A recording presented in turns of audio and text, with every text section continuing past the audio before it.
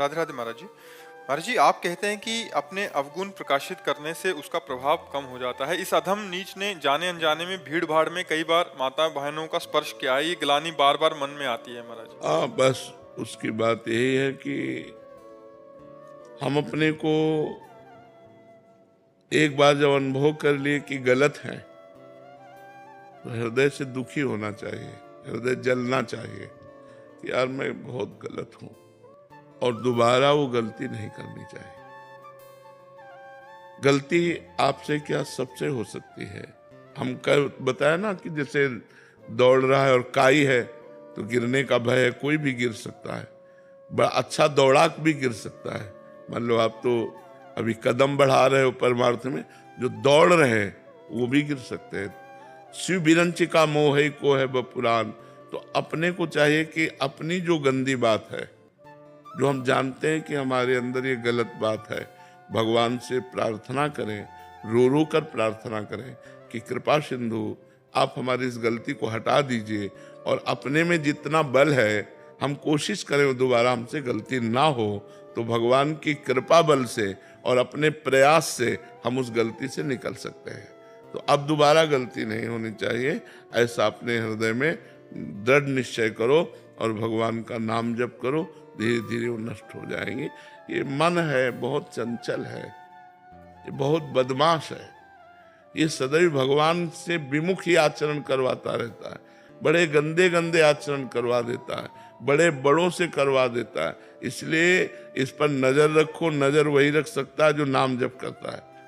नाम जप करोगे तो मन पर नजर रखोगे, उसकी गंदी बात पर शासन करो, गंदी बात पर उसका सहयोग ना करो। अगर सहयोग करोगे तो नष्ट कर देगा, बहुत खतरनाक है। पूरे जन्म मरण का हेतु ये मन ही है। मन भगवान में लग गया तो मोक्ष का कारण, विषयों में लग गया तो बंधन का कारण। इसलिए दृढ़ निश्चय करो कि हम आगे से ऐसा गलत कार्य नहीं करेंगे, और नाम जप करो तो किया हुआ गलत कार्य का प्रभाव नष्ट हो जाएगा। संजीव कुमार जी, मथुरा से। राधे राधे। राधे राधे महाराज जी। महाराज जी, आपने इस अधम पापी को सब कुछ दे दिया। गुरुदेव ऐसे ही अपनी कृपा बनाए रखें। गुरुदेव, भगवान राधा अष्टमी, कृष्ण जन्माष्टमी, एकादशी, गुरुवार आदि विशेष दिनों में कुछ अलग ही भजन में आनंद मिलता है। महाराज जी, सभी दिनों में क्यों नहीं मिलता? अभी एक रस स्थिति नहीं आई है, महत्व बुद्धि है, इसलिए ऐसा नहीं। रोज है हमारे पास, रोज नया उत्साह, प्रतिपल नया उत्साह। इसमें कोई ऐसा थोड़ी है कि हमें तो पता भी नहीं कि कौन दिन है, कौन सी तारीख है, कौन सी तिथि है, हमें नहीं पता रहता। ना कोई कैलेंडर है, ना कोई मोबाइल है, ना कोई टीवी है, ना कोई किसी से कोई मतलब है। तो अपने लिए तो रोज उत्साह है, प्रतिपल उत्साह है। तो ऐसा नहीं कि दिन उत्साह पैदा करता है, हमारी मान्यता उत्साह पैदा करती है। आज द्वादशी है, आज एकादशी है, आज अमुक तिथि है, आज हमें भजन, हमारे दिमाग में आ गया ना आज पवित्र तिथि है तो भजन में रुचि बढ़ने लगी। आज के दिन भजन ज्यादा लाभ देता है, इसलिए ऐसा बात। भजन तो एक रस होता है, तो चाहे कुदिन हो, चाहे सुदिन हो, चाहे अच्छा हो, चाहे बुरा हो, वो हर स्थिति में एक रस रहता है। अभी प्रारंभिक स्थिति, आगे बढ़ो, एक रस स्थिति आ रही। शिवम जी, ग्वालियर से। महाराज जी, हमने आप और सब गुरुजनों के श्रीमुख से सुना है कि संत जन दूसरे जनों पर करुणा करने के लिए उनके कष्ट अपने ऊपर ले लेते हैं। इस अधम जीव में कोई सामर्थ्य तो नहीं है, पर उसी प्रकार अपने गुरुदेव के बल से किसी का कष्ट अपने ऊपर ले सकता हूँ। अब इतनी सामर्थ्य हो तब है, संकल्प सिद्ध होना चाहिए। इसमें संकल्प सिद्धि काम करती है। इतना बड़ा तप हो कि अंदर से संकल्प किया और वो जान भी नहीं पाया और उसके प्रारब्ध को स्वयं भोग लिया, ये बड़े बड़े सिद्धों में होता है, साधकों में तो होता नहीं है, ये सिद्ध पुरुषों में होता है।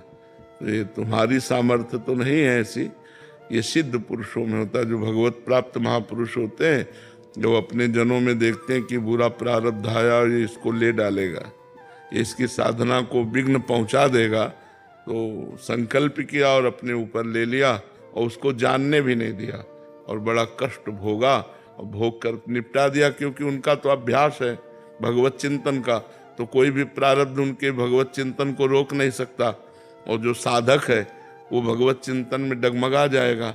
इसलिए ऐसा कभी कभी सिद्ध पुरुष जन करते हैं, जो शरणागत समर्पित होते हैं, उनके दुख को स्वयं लेकर भोग लेते हैं और उनके प्रारब्ध का नाश कर देते हैं। प्रियंका कौर जी।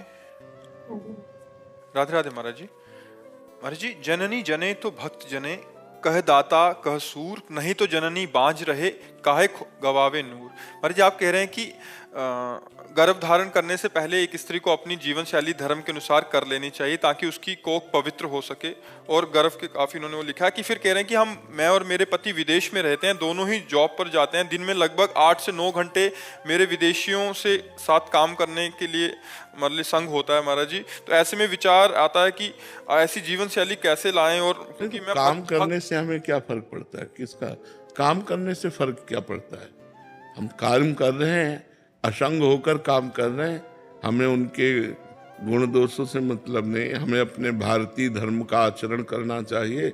हमें विदेशी जो आचरण है उनको अपनाना नहीं चाहिए। काम करने से आप लोग सब आए हैं अलग अलग प्रदेश से, अलग अलग गांव से, अलग अलग खोपड़ी, अलग अलग स्वभाव, लेकिन हम सबसे प्यार से व्यवहार कर रहे हैं। इसके बाद हमें किसी का चिंतन नहीं, किसी से मतलब नहीं। तो अगर हम मतलब रखते हैं तो फिर उसके गुण दोष आएंगे। मतलब नहीं रखते तो सैकड़ों लोग एक कंपनी में काम करते हैं, एक व्यापारी के यहाँ नौकरी करते हैं। तो हम नौकरी कर रहे हैं अर्थ कमाने के लिए, हंसते हैं, बातचीत करते हैं, व्यवहार करते हैं, लेकिन हंसते हुए, बातचीत करते हुए, व्यवहार करते हुए हम अपने धर्म में रहें, अपने धर्म को न त्यागें। देखो, बहुत खुला हुआ दिमाग रखना चाहिए। ये मनुष्य जीवन जीने के लिए बहुत समझदार होना चाहिए। हम आपसे हाथ मिलाएंगे, आपसे बात करेंगे, आपके साथ रहेंगे, जो काम है, इसके बाद आपका कोई मतलब नहीं। हम अपने घर गए, हम अपने भारतीय धर्म से चल रहे, तो क्या फर्क पड़ता है? अगर आप तो वहां विदेश में हैं, अगर आप विदेश में नहीं भी हैं और आप गलत आचरणों को नहीं संभाल पा रहे, तो मोबाइल काफी है। नहीं काफी है, क्योंकि मोबाइल के संग मात्र से आदमी गलत हो जाएगा। जो देखना चाहो, जो समझना चाहो, वो सब उसमें है। तो मुझे लगता है अगर मुझे सुधरना है तो इंग्लैंड में भी सुधर सकते हो, अमेरिका में भी सुधर कर भक्ति कर सकते हो। और अगर नहीं सुधरना तो गंगा यमुना के पावन क्षेत्र उत्तर प्रदेश में भी रह करके आप मनमानी आचरण कर सकते हो। तो हमको सुधरना है, ना कि जगह सुधारेगी न व्यक्ति, हमें सुधरना है। अगर सुधरना है तो हम रोज सत्संग सुने, मोबाइल से सत्संग सुने, उसके अनुसार आचरण धारण करें। और जहाँ नौकरी करने जाते हैं वहाँ ऐसा प्रतीत ना हो कि हम उनसे कुछ अलग हैं, बिल्कुल एक जैसा प्रतीत होना चाहिए। बुद्धिमानी यही है। हाँ, आपको वो पसंद है, मुझे पसंद नहीं है। आपको खाइए पिए, मैं खा पी रहा हूँ, दोनों साथ मिल करके काम करते हैं, कोई परेशानी नहीं। कई बच्चे परेशान हो जाते हैं कि हमारे कमरे का विद्यार्थी तो खाने वाला है, अब हम कैसे हैं? कुछ नहीं, ये सब तुम अपने राग में रंग रहो, हमारा बस ये है, कुछ नहीं। तुम चार बैठे रहो, अपना खाओ पियो, अपनी मस्ती में। जो रही मुत्तम प्रकृति का कर सकत कुसंग, चंदन विष व्यापत नहीं, लपटे रहत भुजंग।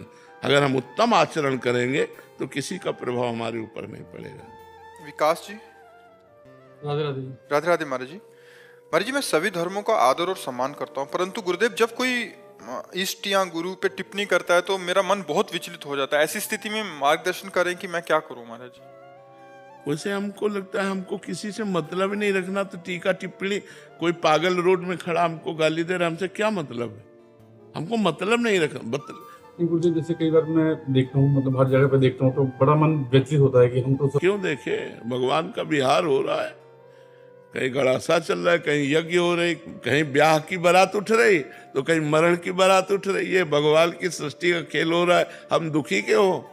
तुम्हारी मति है, तुम निंदा कर रहे हो, तुम्हारी मति तुम स्तुति कर रहे हो, हमारी मति हम आराधना कर रहे हैं, क्या फर्क पड़ता है? थोड़ा माइंड का विकास करो। गुरुदेव, मैं गत 25 वर्षों से शिव का उपासक हूँ।